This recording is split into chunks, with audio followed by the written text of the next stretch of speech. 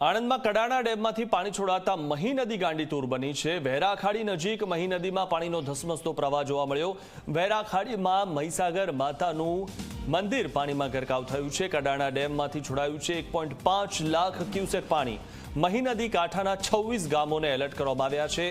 નીચાણવાળા જેટલા પણ ગામો આવે છે તેમ તમામને એલર્ટ કરવામાં આવ્યા છે। કડાણા ડેમમાંથી 1.5 લાખ ક્યુસેક પાણી મહીસાગર નદીમાં છોડવામાં આવ્યું છે, જેને લઈને મહીસાગર નદી ઉફાન પર છે।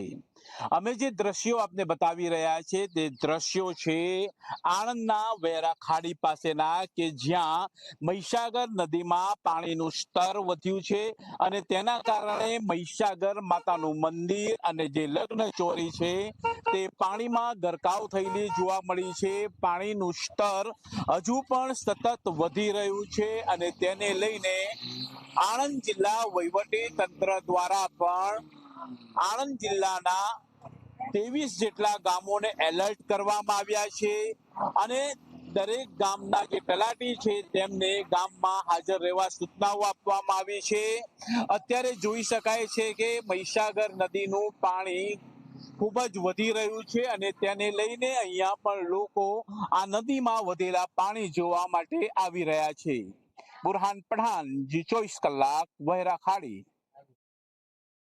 સાહેબ, એ સ્થિતિ છે કે 1.5 લાખ પાણી છોડવામાં આવ્યું છે।